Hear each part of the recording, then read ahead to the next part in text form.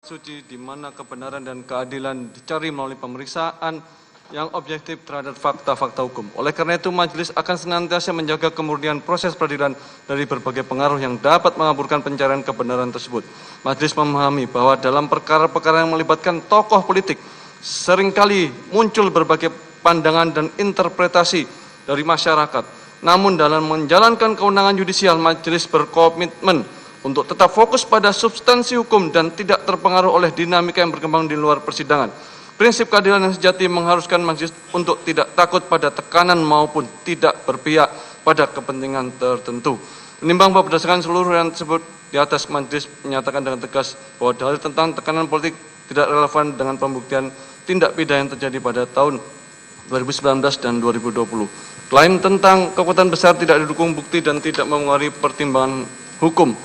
Majelis hakim hanya tunduk pada fakta, hukum, dan keadilan, bukan pada tekanan dan pengaruh apapun, serta putusan ini murni berdasarkan fakta yang terbukti persidangan, bukan berdasarkan pertimbangan politik.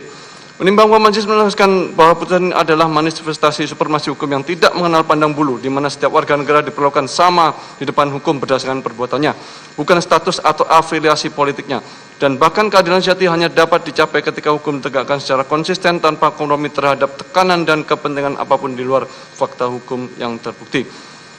Menimbang bahwa oleh karena terdakwa telah terbukti bersalah melakukan tindak pidana sebagaimana dakwaan kedua alternatif pertama, maka terhadap terdakwa kedua tidak perlu dipertimbangkan lagi. Menimbang oleh karena semua unsur dalam pasal 51 huruf A Undang-Undang Tindak Pidana Tipikor, Junto pasal 55 ayat 1 ke 1 KUHP Junto pasal 64 ayat 1 KUHP telah terpenuhi, maka terdakwa menyatakan telah bersalah terbukti secara sah menyatakan bersalah melakukan tindak pidana sebagaimana dalam dakwaan kedua alternatif pertama. Menimbang bahwa dalam persidangan majelis tidak menemukan hal yang dapat menghapuskan pertanggungjawaban pidana baik dengan alasan pembenaran atau pemaaf, maka terdakwa harus mempertanggungjawabkan perbuatannya. Menimbang oleh karena terdakwa mampu bertanggung jawab, maka harus dinyatakan bersalah dan jatuhi pidana. Menimbang bahwa dalam penjatuhan pidana terhadap terdakwa maka perlu dipertimbangkan terlebih dulu keadaan memberatkan dan keadaan meringankan. Keadaan memberatkan, perbuatan terdakwa tidak mendukung program pemerintah dalam pemberantasan tindak pidana korupsi. Perbuatan terdakwa dapat merusak citra lembaga penyelenggara pemilu yang seharusnya independen dan berintegritas. Keadaan meringankan, terdakwa bersikap sopan selama persidangan. Terdakwa belum pernah dihukum. Terdakwa memiliki tanggung keluarga. Terdakwa telah mengabdi pada negara melalui berbagai posisi publik. Menimbang bahwa tujuan pemindahan bukanlah sarana balas dendam, melainkan sebagai salah satu upaya membina agar yang bersangkutan menjadi manusia lebih baik dan berguna bagi masyarakat, bangsa dan negara, serta memberikan efek jerah kepada pelaku maupun pihak lain agar tidak melakukan tindak pidana yang sama.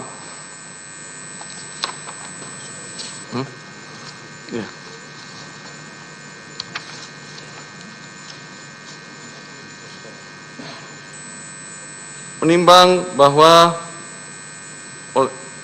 oleh karena terdakwa telah terbukti secara sah dan menyatakan bersalah melakukan tindak pidana korupsi berupa suap bagaimana pasal 51 huruf A tentang tindak pidana korupsi, bahwa meskipun terhadap Undang-Undang 21 nomor pasal 21 Undang-Undang Tindak Pidana Korupsi tidak terbukti, namun mengingat tindak pidana suap yang terbukti terkait erat dengan perkara tindak pidana korupsi atas nama Harun Masiku. Menimbang bahwa majelis akan mempertimbangkan barang bukti yaitu berupa nomor 1 sampai dengan 205 memiliki keterkaitan dengan rangkaian peristiwa tindak pidana korupsi dalam perkara suap penetapan calon anggota DPR RI terpilih di mana Harun Masiku diduga sebagai pemberi suap dan masih dalam status buron. Menimbang bahwa sesuai dengan tuntutan umum dan untuk kepentingan pembuktian dalam Harun Masiku yang masih dalam proses penyidikan, maka seluruh barang bukti tersebut diperlukan sebagai alat bukti. Menimbang bahwa berdasarkan pertimbangan-pertimbangan tersebut di atas, maka seluruh barang bukti mulai nomor 1 sampai 205 dalam perkara terlampir dipergunakan untuk perkara atas nama Harun Masiku, kecuali barang bukti berupa 1 buku warna hitam bertuliskan Kompas TV, teman terpercaya, 1 buku warna hitam bertuliskan Erika E156 personal notebook, dan 1 buah buku notebook warna merah putih bertuliskan PD Perjuangan dengan alasan bahwa terdakwa telah dibebaskan dari dakwaan perintangan dalam dakwaan pertama berdasarkan pertimbangan ketentuan pasal 46 ayat 2 KUHP. Barang bukti yang tidak ada hubungan dengan perkara lain dikembalikan kepada orang atau kepada mereka yang berhak menerimanya. Menimbang oleh bahwa karena terdakwa jatuh pidana, maka berdasarkan pasal 22 ayat 4 kuap masa penangkapan dan penahanan telah dijalani dikurangkan dari seluruh pidana jatuhkan. Menimbang bahwa karena terdakwa ditahan dalam penahanan yang dan penahanan terhadap terdakwa dilandasi alasan yang cukup, maka perlu ditetapkan agar terdakwa tetap berada dalam tahanan. Menimbang bahwa oleh karena terdakwa nyatakan bersalah dan jatuh pidana, maka harus diberi pula membayar biaya perkara.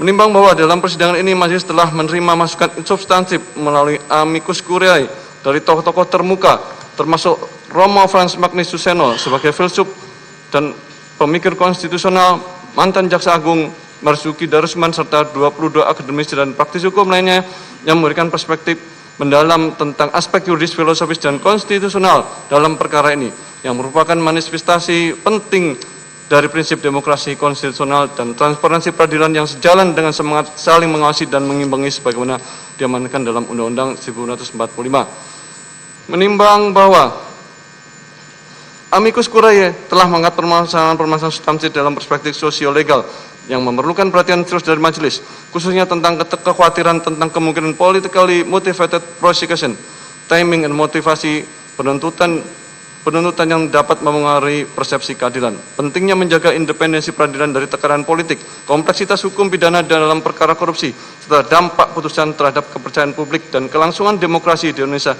yang menunjukkan kepedulian mendalam terhadap supremasi hukum dan demokrasi konstitusional.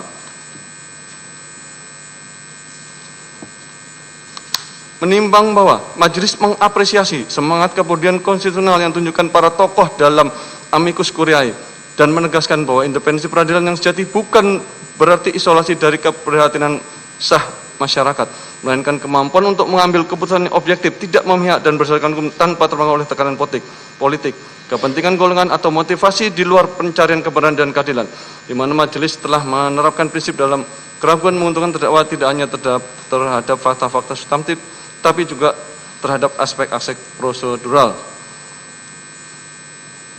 Menimbang bahwa dalam memeriksa perkara ini majelis telah menerapkan standar analisis yang ketat terhadap setiap dakwaan, di mana dakwaan 1 mengenai kepentingan perintahan penyidikan, majelis telah melakukan analisis dalam terhadap karakteristik delik material versus delik formil, aspek temporal yang berkaitan dengan perbedaan antara penyelidikan dan penyidikan, serta persyaratan ketat konkret dalam delik material yang pada akhirnya berkontribusi pada keputusan majelis untuk membebaskan terdakwa dari dakwaan tersebut karena tidak terpenuhi unsur-unsur secara temporal dan material. Menimbang bahwa sebaliknya, keputusan majelis untuk menyatakan terdakwa terbukti bersalah dalam dakwaan kedua didasarkan pada terpenuhi seluruh unsur dakwaan secara sah dan menekan melalui minimal 2 alat bukti yang valid dan keyakinan majelis yang diperoleh melalui proses pemeriksaan yang objektif dan komprehensif, di mana majelis menganalisis secara komprehensif unsur-unsur penyertaan, kualitas alat bukti komunikasi elektronik, dan standar pembuktian kesengajaan dalam konteks tindak pidana korupsi yang menunjukkan bahwa majelis benar-benar independen dan objektif dalam menilai setiap aspek perkara tanpa terpengaruh oleh tekanan dan opini dari pihak manapun. Menimbang bahwa majelis menyampaikan penghargaan mendalam atas kontribusi substantif yang telah diberikan melalui amicus curiae dan menegaskan bahwa seluruh masukan tersebut telah menjadi pertimbangan integral dalam proses pengambilan keputusan, bukan sekedar sebagai referensi tambahan, melainkan sebagai masukan penting untuk memastikan bahwa putusan yang dijatuhkan benar-benar mencerminkan nilai keadilan konstitusional, keadilan prosedural, dan kesetaraan substantif yang menjadi fondasi sistem peradilan dalam negara hukum demokratis, dengan tetap menghormati semangat pencarian keadilan yang disampaikan oleh para tokoh melalui amicus curiae, dan berharap bahwa putusan ini dapat memberikan kontribusi akademik sebagai bentuk menjaga prinsip proses hukum yang adil dan menjunjung tinggi integritas peradilan pidana di Indonesia agar terwujudnya negara hukum yang demokratis. Mengingat pasal 5 ayat 1 Undang-Undang Tindak Pidana Korupsi junto pasal 5 ayat 1 ke 1 KUHP junto pasal 64 ayat 1 KUHP dan Undang-Undang Nomor 48 Tahun 2009 tentang Kekuasaan Kehakiman, Undang-Undang Nomor 8 Tahun 1991 tentang Hukum Acara Pidana, serta peraturan perundang-undangan lainnya yang mengadili berkaitan dengan perkara ini. Mengadili, 1. Menyatakan terdakwa Seto Kristianto tidak terbukti secara sah dan menyatakan bersalah melakukan tindak pidana sebagaimana dalam dakwaan ke-1 dan oleh karena itu membebaskan terdakwa dari dakwaan ke-1 tersebut. 2. Menyatakan terdakwa Seto Kristianto terbukti secara sah dan menyatakan bersalah melakukan tindak pidana turut serta melakukan tindak pidana korupsi berupa pemberian suap secara bersama-sama dan berlanjut sebagaimana dalam dakwaan kedua alternatif pertama. menjatuhkan pidana kepada terdakwa Hasto Kristianto dengan pidana penjara selama 3 tahun dan 6 bulan dengan pidana denda sebesar 250 juta dengan ketentuan apabila denda tidak dibayar diganti dengan pidana kurungan selama 3 bulan.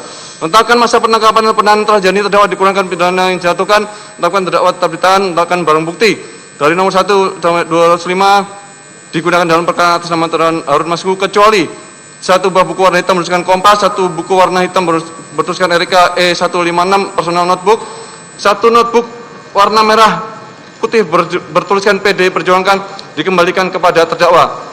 Membebankan kepada terdakwa untuk membayar perkara sebesar Rp7.500. Demikian diputus dalam sidang permusyawaratan Majelis Hakim Pengadilan Tindak Pidana Korupsi pada Pengadilan Negeri Jakarta Pusat pada hari Senin 21 Juli 2005 oleh Rosramanto SHMA selaku Hakim Ketua, Sunoto SHMA dan Hakim Ad hoc Tindak Pidana Korupsi Dr. Sigit Herman Binaji SHMHum masing-masing sebagai hakim anggota yang diucapkan dalam sidang terbuka untuk umum pada hari Jumat 25 Juli 2005 oleh Hakim Ketua dengan didampingi para hakim anggota tersebut, dibantu oleh panitia pengganti Pengadilan Negeri Tindak Pidana Korupsi pada Pengadilan Negeri Jakarta Pusat setelah dihadiri oleh penuntut umum pada Komisi Pemberantasan Korupsi dan terdakwa didampingi dengan para penasihat hukumnya. Demikian putusan yang dijatuhkan Majelis Hakim. Atas putusan ini saudara terdakwa mempunyai hak: 1. Menerima putusan, 2. Menolak dengan mengajukan upaya hukum, 3. Berpikir pada waktu 7 hari. Apabila tidak menentukan sikap dalam 7 hari, dianggap menerima putusan. Ketentuan yang sama berlaku juga untuk penuntut umum. Dengan berakhirnya pembacaan putusan ini, maka kewajiban Majelis Hakim untuk memeriksa dan mengadili perkara ini telah selesai. Dengan demikian sidang nyatakan ditutup.